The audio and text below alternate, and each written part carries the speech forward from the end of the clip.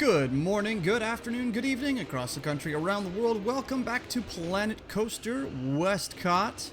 We're continuing working on the steampunky warehouse here. We left off last episode, I think, ended off with this shot right here. We're gonna work a little more on the inside, work on the outside, do stuff to enhance the area and stuff. I forget, what do I do first? I must do this first. Okay, so we have this blank area here to the left of the building, kind of next to the entry plaza there. And I wanted to do something with it instead of just having it be a big blank space. So we end up putting in like a train depot, like a freight train depot type of thing here. And I started off with that wall. Otherwise, without that wall being there, the pieces won't respawn. They'll just place one and you're done. So when you're doing it with a building, though, they keep going. Yeah. And they started up raised, so I didn't want to sink it. I started, yeah. So we're doing these. I think it's the castle roof, but it looks like a nice stone platform for a train. So I used that. I was looking for the bumper. I forget what it's called, but yeah. And all these trains and the way they hitch up and stuff are very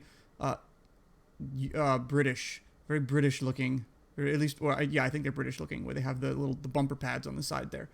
Anyway, yeah, we throw a train over here with the engine. Getting it just to the right level. There we go. An engine there. The tender there. Yeah, like I said, the way they couple and the way they bumper, very, very English, very European. And then we just have a few. I mean, they could be passenger compartments. I think they're goods compartments. They're cargo compartments. Unfortunately, there's no hitch on the back of it, so it just kind of sits there. On this other line, though, we're going to put freight. Lots of freight. So we start off with a couple of these, thinking, this building is whatever it is, it's a warehouse. It's going to take raw goods and turn them into something else. Just making the train a little darker, a little more ominous.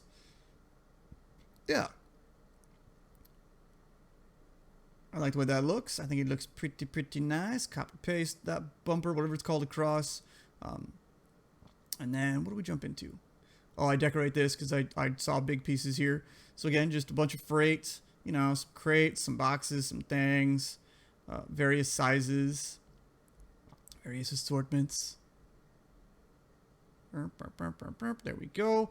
And then I was like, small one? Yeah, that's going to disappear. If you put it up here as like it's like a toolbox tucked away in there. Sure. And then one more of the big ones on the back. Good. And the back one is it's going to become a logging car. Oh, yeah, throw a little dynamite on there. Nobody will see that. It's okay. Shh, don't tell anybody. The back one here, we just throw some of the big logs on there. It's like a logging car. There's a nice little pyramid of these guys, kind of rotate them. It's unfortunate that it looks, you can tell it's like the same log, that they don't spawn as different logs, but oh well, it is what it is. And center that, and we're good. And I could add stakes to that. I don't think I will, though. And then I wanted to fill in the coal cars here with some rocks, but that's kind of a bigger chore than I thought it would be. And I end up doing too much. Like, I end up putting probably 10 extra rocks than I need to, because the guests aren't going to see it. The guests aren't going to see into it. They're only going to see the rocks that are sticking out on the top. So that's all I needed to do, but instead I filled in a lot of it in the depth. I mean, that second car, I put that rock in there, and after that I don't even bother with it again. Yeah, I don't know how people like Silverette do it, where they just constantly do nothing but rock placing for forever. The rocks are quite tedious and annoying, I think. They look good. There's a lot of flexibility. You can do a lot with it, but it's something like this, it gets to be a little annoying. Yeah, and then at this point I had enough of a base built up. I could just slap them on top of each other. Maybe next time I'll put something flat in there so I have a flat surface. That's an idea. Not that I intend to build anything with rocks anytime soon again, but for whenever I do in the future. This one is having a hard time getting it to snap in place, so I said, all right, pass, move on to the other side. And here, do we start the tunnel? Yes, we do. So back here, we're going to have a tunnel that just has a black backing. So it looks like the thing just, disappears into the darkness. And it does. Oop, no, there we go. And we get a nice frame for this, I think. There's those two pieces that are hanging there. Those nice archway corner pieces. But there's no other framing pieces for that archway. Whether it be across or up and down. I could probably go through and find something in the wood bit, and I think I'm actually going to do that like right right now. Yeah, I'm looking at it right now, and I'm looking like, what would fit? Not worth the hassle. Something to play with another time, maybe to figure it out, but it wasn't worth the hassle right then. And here, there we go, scoot it away. We end up scooting it back just a smidge, but that comes later. And here I was looking, okay, what walls are solid and what walls get the blackest? So I had I think the something and the panel. I think the panel and the metal. I think the metal got the blackest. So I know it's kind of odd to have, things disappearing into just a solid black thing, but it's enough in the distance, and we cover that with a roof. It kind of hides it. It looks all right. Yeah. And then because this side is visible from the entrance, I want it to be a show building, that's similar to everything else you see. So we do with the panels, and then I go, wait, hold on, let's follow the same color scheme. And I go with this green. No, I go with the dark green. Yeah. I'm not sure exactly how I feel about that right now. I might change it to something else, something a little less bold. But it's okay. It's all right. There we go. Yeah. And then just slide some of that across. We got that little show building there for the back end of the train. And then you can see the gray sticking at the top. So I'm like, okay, what can I do? What can I do? So I'm just going to hide it and make kind of a little, a facade for it there. Yeah. And that becomes a facade. We end up putting, like I said, a roof down in front of that later, but I'm happy with that. It's a nice little visual thing as you're coming in. Oh, right. I was looking at this. I was thinking of using those tar things and then using the glass, but it wouldn't be wide enough. And honestly, I just did that over at the monorail station. Well, not just, but it's just a little ways away at the monorail station. So I said, no, I'm not going to do it that way. So instead, we're just going to put it up on some wood, and then we get a wood beam. Come on. There you go. And we stretch that across, and we're going to just use the simple, what's it called? The simple metal. Yeah, the metal roofing. And I started here, but it's okay for this. It doesn't show through that terribly much. But the wood and the roof do not precisely line up. You can see it there, and you can see how the wood's going to stick out the top. And when we copy paste this back and forth, you'll see it sticking up more and more as you go, or as not more and more, but it becomes slightly more noticeable. So that's good. Copy. There, you can see the wood sticking up the top. So the wood does not precisely align to that roof. It's really darn close, but not precisely. But it's okay. It's passable. That helps kind of block the view over there. I was looking at this. Oh yeah, we're gonna add steam effects, of course, because it's steam trains. You gotta have the steam effects, and then the smoke. There it is. Because it's steampunk. Everything's steam and smoke, and you're burning coal to make things work. Yes, yes, yes, yes. I know this section of the park is supposed to be kind of future world-ish, but I never said it was. It's kind of ish. So I made it, instead of future world, really like it at Florida, I'm kind of making it just about technology.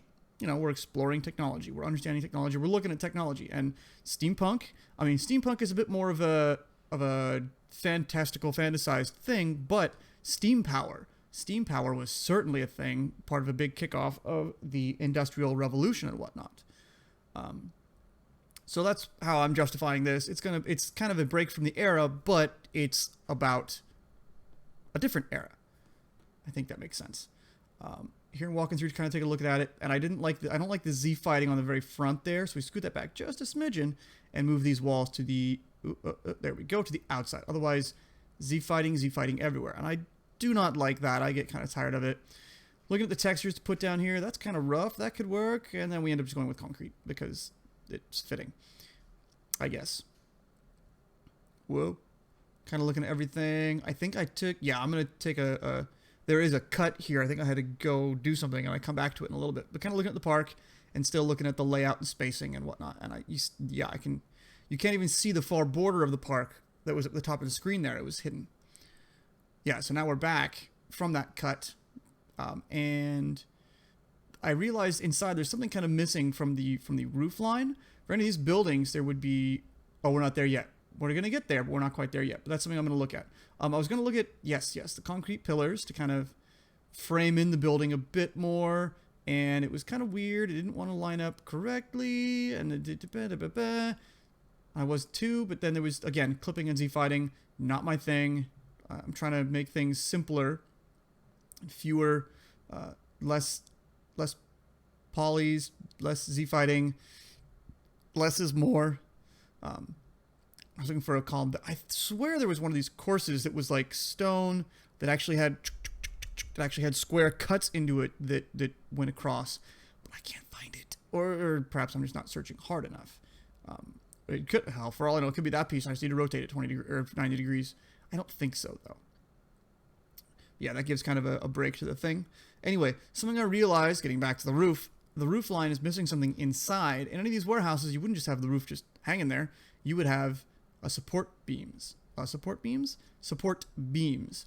And here, there we go. Yeah, angle that to be a closer match to the roof line. It's not perfect, but it's better. And that, and nope, not yet. Gotta get this going. There we go. Here with that, and that, and that, and then we can do one that's straight up and down. Yeah, we use the 2 because it's easier. And then do we do that? Is that what I do? No, I start over here. Yes. With this guy. And like I said, this to me, this is pretty darn warehousey looking. And that just rotate. There it is. Angle snap. Angle snap. Still, I wonder, I need to check the controls. I wonder if there is a key shortcut for turning angle snap on and off. I'm going to have to search for that. I have to do research. Anyway, copy pasting these all along this front row here and along the front wall. There we go. And then I accidentally click out of it and deselect it. So I had to reselect it all again. I had to get back inside the building, of course. I thought, take off the roof? No, I can't take off that thing. So I thought, woo, fun.